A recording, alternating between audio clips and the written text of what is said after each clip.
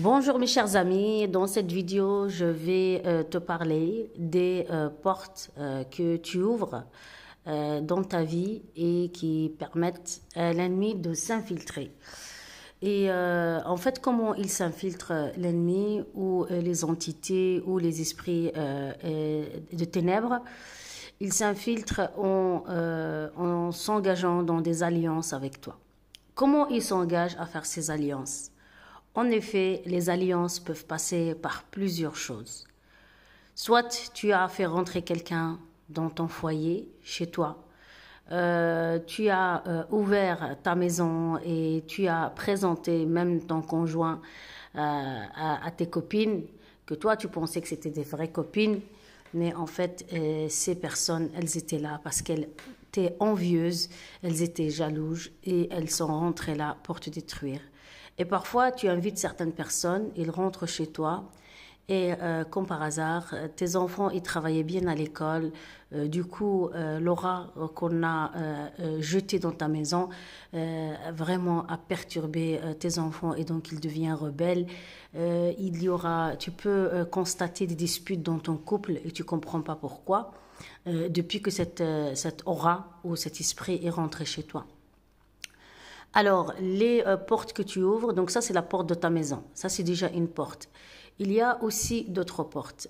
Souviens-toi, quand tu étais jeune, si tu étais de ce genre qui utilisait la séduction pour multiplier les relations avec les hommes, tu te faisais inviter et tu pensais que tu étais, waouh, tu étais vraiment la femme que tout le monde court après. Mais toi, tu penses qu'il courait parce que tu étais la plus belle, tu étais la plus séduisante. Mais souvent, il y avait peut-être des femmes beaucoup plus belles que toi. Mais ces personnes-là, ils venaient vers toi pas parce que tu étais la plus belle, parce que c'est ce qu'ils vont te faire croire, c'est ce qu'ils vont te faire entendre, bien sûr, pour te manipuler et pour que tu tombes dans le piège. Mais la plupart de ces hommes, quand ils voient une femme, beaucoup regardent juste l'aspect séduction, l'aspect sirène des eaux et l'aspect, voilà, pour t'amener à coucher avec eux et à faire des relations illicites hors mariage. Et toi, tu penses que la personne, tu dis, waouh, j'ai un sugar daddy, par exemple, qui m'offre des cadeaux, qui me donne de l'argent. Mais toi, tu sais pas qu'est-ce que ce sugar daddy prend en toi. Surtout si tu es jeune. Et donc, je ne vais pas vous expliquer, parce que parfois, vous voyez des milliardaires, des hommes d'affaires se mettre avec des jeunes filles et vous pensez que, voilà, oh, elle a de la chance, elle est avec lui, et il lui paye ci, lui paye ça. Mais lui, si sa fortune était 1 milliard, en fréquentant cette jeune fille, parce qu'ils veulent la jeunesse, ils veulent le dynamisme, ils veulent l'action qu'il y a dans la jeunesse, que représente la jeunesse, ils veulent la beauté, ils veulent l'aura féminin, ils veulent tout ça dans cette personne. Donc, ils veulent la destinée. Et cette destinée-là, qu'est-ce qu'elle permet à ce milliardaire? Elle lui permet de multiplier ses richesses. Et c'est pour ça que je ne vais pas rentrer dans des débats de tout ce qui se passe dans les réunions secrètes et dans les loges et dans tous ceux qui te vendent des promotions canapé, par exemple. Certes, il t'offre une place, il t'offre un pouvoir, mais tu ne peux pas savoir comment tu finiras à la fin. Il suffit de regarder ces grands stars quand elles vieillissent, comment elles deviennent. Regardez comment elles deviennent, elles sont méconnaissables. Regardez, allez sur Google et regardez par exemple telle star comment elle était quand elle avait 20 ans et regardez maintenant comment elle est devenue. Parce qu'il y a des femmes qui vieillissent belles. Par exemple, moi j'avais ma maman, elle n'avait même pas une seule ride sur son visage. Son visage c'était un miroir et quand elle est décédée comme une mariée, comme une jeune mariée. J'ai toujours cette image de ma maman quand elle est décédée. Donc, vous voyez, parce que c'est une dame qui est restée avec un seul homme qui était mon papa. Voilà, elle n'a pas gaspillé son énergie sexuelle gauche à droite et donc du coup, elle a vieilli bien avec un seul homme. Voilà, et donc je ne suis pas en train de prêcher des discours un petit peu, comment dire, certains vont qualifier ça d'archaïque ou peut-être, voilà, mais moi je te dis, le corps de la femme, ce n'est pas n'importe quoi. L'aura d'une femme, ce n'est pas n'importe quoi. Tu ne montres pas ton corps à n'importe qui.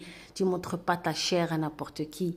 Et je vous le dis, les amis, parce que c'est très important. On ne réalise pas combien des gens, peut-être si tu as fréquenté des hommes, donc peut-être que si tu n'arrives pas à te marier aujourd'hui, tu n'es pas marié alors que tu étais une femme que comme soi-disant courait derrière, c'est parce que justement tu as gaspillé ton énergie sexuelle et tu as donné ton corps à n'importe qui avant le mariage. Même si quand tu sortais comme ça, même s'il faisait que t'embrasser et tout ça, il a pris quelque chose en toi.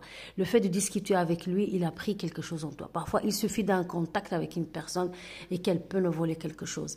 Pourquoi? Surtout si tu n'avais pas une relation intime et forte avec le Créateur pour te protéger et tu pensais que tu vivais ta life.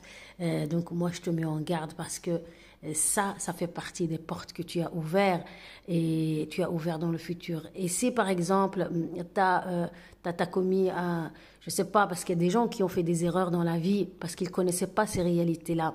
Peut-être qu'elle a fait un avortement, cette femme, et je vous assure que elle va pas dormir, cette femme, ça va la poursuivre. Maintenant, Dieu peut être miséricordieux et peut lui pardonner, mais à condition qu'elle s'engage en toute sincérité dans une prière.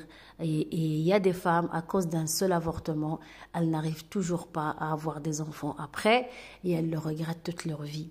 Et aussi, elles ont des enfants, même si elles ont réussi à avoir un enfant parce que Dieu leur a fait grâce, parce qu'elles se sont repenties, parce qu'elles ont demandé excuse à la vie, ces femmes-là, donc elles ont toujours cette culpabilité, même si donc voilà, elles se sont repenties, elles sont passées à autre chose, mais sachez que même cet avortement, c'est l'esprit de mort, c'est aussi des portes qu'on a ouvertes et qui ont permis à l'ennemi à s'infiltrer dans notre vie. Et voilà. Et donc, ça, c'est aussi une porte. Donc, comme j'ai dit, les relations illicites avant le mariage, tout ce que tu as fait, tu vas pas, donc ton corps, il marque ça. En fait, ça marque. Même si avec les années, ça marque. Donc, tu te dis, oui, mais pourquoi j'ai fait ça? Donc, ça, c'est déjà une chose. Donc, je t'ai parlé de ça, des relations.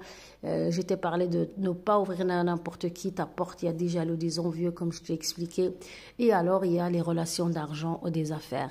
Par exemple, il suffit que tu fasses une affaire d'argent où tu ouvres un commerce avec une personne. Toi, quand tu étais toute seule, ton commerce allait très bien et tu pouvais réussir. Tu avais une bénédiction dans ta main et tu t'es associé dans les affaires avec quelqu'un. Et ce quelqu'un, c'était peut-être quelqu'un de mauvais. C'était quelqu'un qui n'était pas... qui c'était un démon qui est rentré avec toi en relation d'affaires pour te voler ta bénédiction financière. Ça aussi, c'est une porte. Et puis, je te parle d'une autre porte. Et ça, malheureusement, ça arrive souvent.